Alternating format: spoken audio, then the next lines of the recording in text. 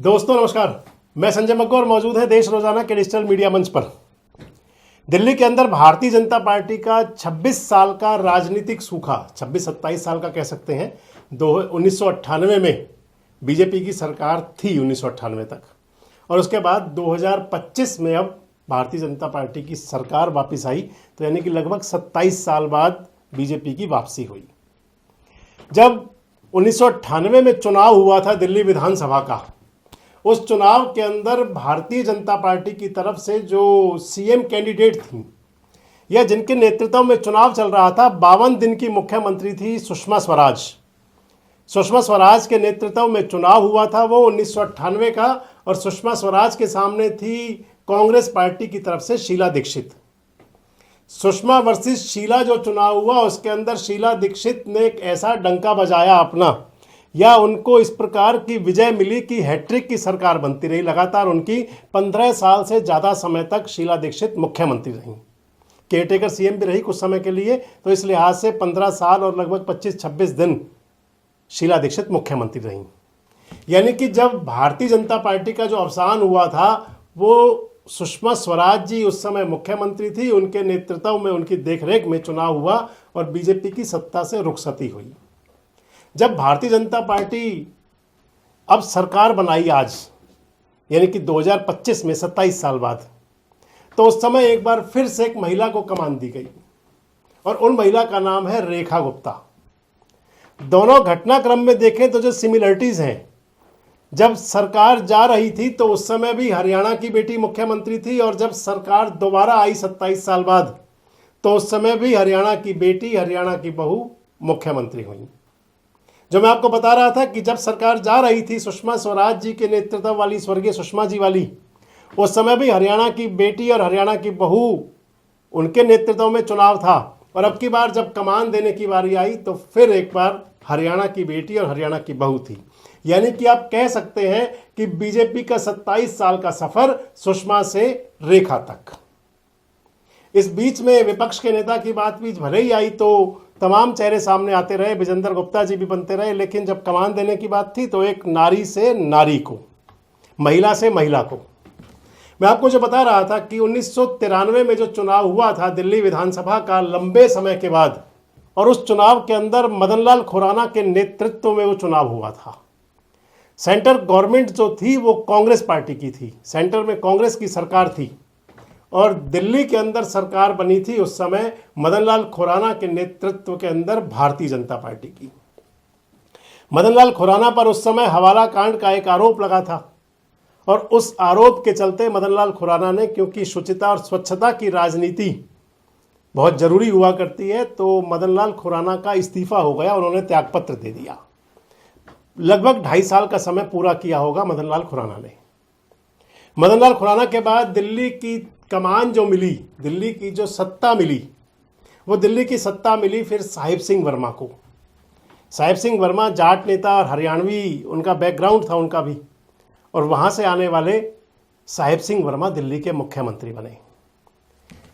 साहिब सिंह वर्मा के नेतृत्व में एक महंगाई का वो दौर था जो पूरे देश में था, लेकिन दिल्ली में कुछ ज़्यादा असर हो रहा था। इधर मदन लाल खुराना और साहिब सिंह वर्मा के बीच गुटबाजी थी, और उस गुटबाजी के बीच में लाल कृष्ण आडवाणी ने सुषमा स्वराज को भेजा कि सुषमा जी आप जाइए और दिल्ली संभालिए। सुषमा जी मुख्यमंत्री बनी, 52 दिन की मुख्यमंत्री रहीं। उस समय के वो जो डायलॉग हुआ करते थे सुषमा स्वराज के, जो राजनीतिक घटनाओं में रुचि रखते हैं, वो कहा करती थी कि मैं रातों को जागूंगी ताकि दिल्ली के लोग आराम से सो सकें।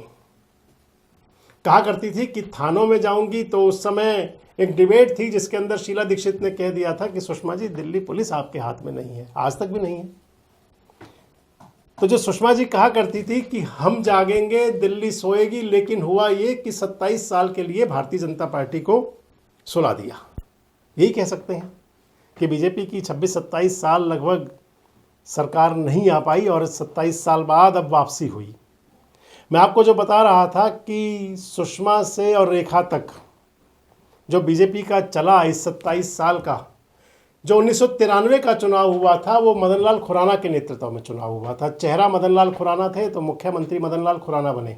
अब देखिए एक गजब इत्तेफाक भी है कि 1993 में मुख्यमंत्री मदन लाल खुराना थे। 93 से 98 की सरकार के पहले मुख्यमंत्री मदन लाल खुराना। तो मदन लाल खुराना के बेटे हरीश खुराना अब विधायक हैं उसी मोतीनगर से।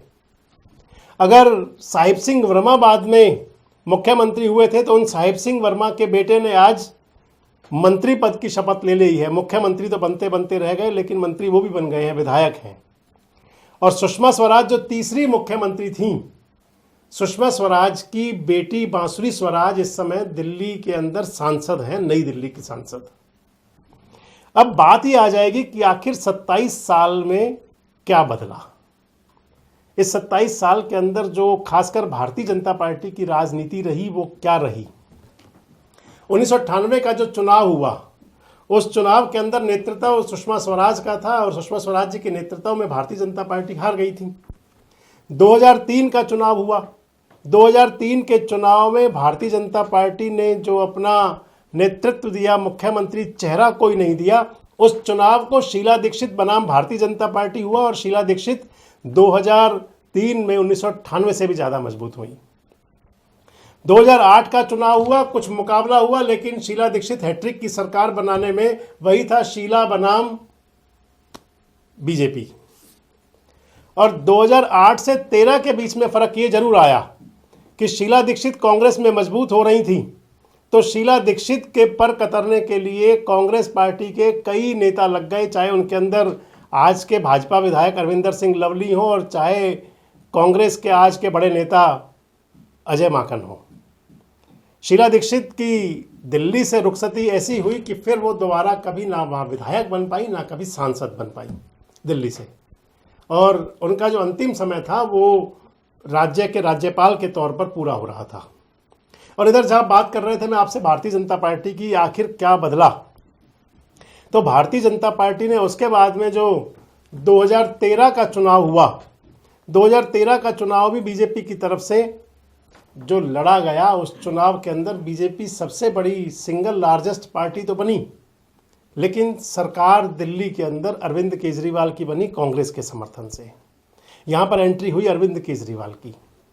उसके बाद में जो आया तो भारतीय जनता पार्टी की तरफ से हर्षवर्धन नेता हुए, लेकिन उस चुनाव के अंदर भी 2015 के चुनाव में भी बीजेपी को कोई सफलता नहीं मिल पाई। और सफलता को तो आप दरकिनार कीजिए, स्थिति इतनी गंभीर हो गई कि मात्र 3 सीटों पर सिमट गई सेंटर की गवर्नमेंट वाली भारतीय जनता पार्टी। 2020 के चुनाव के अंदर किरण बेदी को आगे किया गया भारतीय जनता पार्टी की तरफ से, लेकिन किरण बेदी भी कोई जलवा नहीं कर पाई, खुद भी चुनाव हार गई। भारतीय जनता पार्टी का बदलाव ये हुआ कि 3 से 8 पर आ गई। इस चुनाव के अंदर जो 2025 का जो विधानसभा चुनाव हुआ, ये चुनाव कई मायनों में अलग था। एक तरफ अरविंद केजरीवाल थे जो जनता की अदालत में ये कह करके आए थे कि अगर जनता ने उनको जिता दिया तो वो खुद को अपने आप को भ्रष्टाचार मुक्त समझ लेंगे और दिल्ली के मुख्यमंत्री बन जाएंगे। और दूसरी तरफ भारतीय जनता पार्टी ने आपदा हटाने के नाम का जो नारा दिया प्रधानमंत्री नरेंद्र मोदी ने, उसके अंदर कमल के फूल को ही नेता बना दिया। और अब जब कमान देने की बारी आई तो फिर कमान दी गई रेखा गुप्ता को, यानी कि जो मैं आपको बता रहा था कि एक महिला से चल करके 27 साल के राजनीतिक संन्यास के बाद एक महिला तक कैसी बदलेगी अब दिल्ली की राजनीति। आज दिल्ली की मुख्यमंत्री रेखा गुप्ता ने शपथ लेने से पहले हनुमान जी के दर्शन किए, उसके बाद में यमुना जी के दर्शन किए। रेखा गुप्ता के मुख्यमंत्री पद पर नाम आते ही उनके तमाम जो राजनीतिक उनका जो बैकग्राउंड था, गुड और बैड दोनों, यानी कि गुड वाला तो ये हुआ कि भारतीय जनता पार्टी की कैडर बेस कार्यकर्ता, दिल्ली विश्वविद्यालय की एबीवीपी की तरफ से सचिव और फिर डूसू की प्रेसिडेंट, 3 बार की नगर निगम पार्षद, नगर निगम का चुनाव मेयर तो बनते बनते रह गई थी वो, 2 बार विधायक का चुनाव हारने वाली और अब की बार विधायक का चुनाव जीतने वाली, पहली बार विधायक बनकर के मुख्यमंत्री बनने वाली रेखा गुप्ता।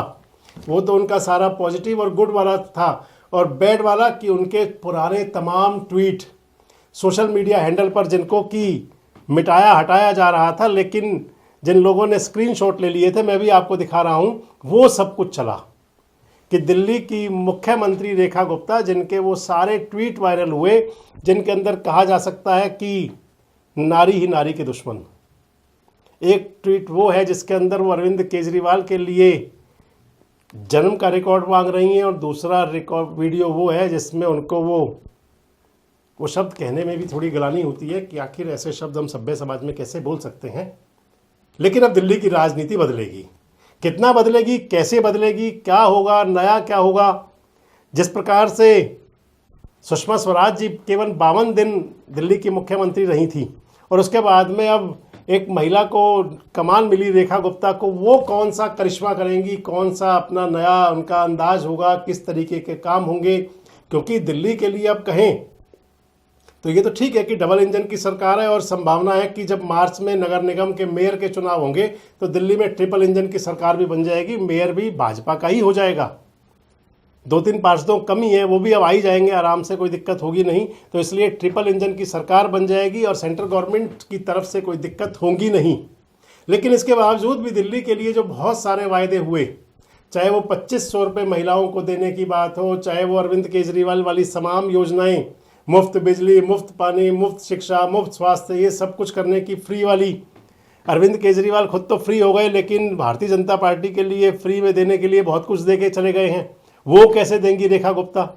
दिल्ली की राजनीति पर नजर रहेगी। और क्योंकि दिल्ली के मॉडल के नाम पर अरविंद केजरीवाल बात किया करते थे, तो उनका तो मॉडल क्योंकि जब वो चुनाव ही हार गए तो वो फ्लॉप हो गया। क्या होगा दिल्ली के लिए नया? और जो दिल्ली के अंदर भारतीय जनता पार्टी ने जो एक प्रयोग किया कि महिला से महिला तक कौन से उफान पर और कौन सी ऊंचाई पर लेकर के जाएगा। आपको क्या लगता है कि दिल्ली के अंदर जो भारतीय जनता पार्टी की सरकार ने जो वायदे किए थे चुनाव के दौरान, क्या वो सभी वायदे पूरे होंगे? क्या यमुना जी स्वच्छ और साफ होंगी? क्या दिल्ली की जनता को जो सारी घोषणाएं हुई वो सब कुछ मिलेगा? आरोग्य दिल्ली, शिक्षित दिल्ली, सुशिक्षित दिल्ली, बिजली फ्री दिल्ली, पानी फ्री दिल्ली, क्या सब कुछ होगा? कमेंट बॉक्स में जरूर बताएं। जुड़े हमारे साथ, देखते रहें देश रोजाना। हमारे साथ जुड़े रहने के लिए सब्सक्राइब करें देश रोजाना के YouTube चैनल को, और नई वीडियो की नोटिफिकेशन पाने के लिए बेल आइकन जरूर दबाएं। अगर आप ये वीडियो Facebook या Instagram पर देख रहे हैं तो पेज को लाइक और फॉलो जरूर करें, और ज्यादा से ज्यादा शेयर करें।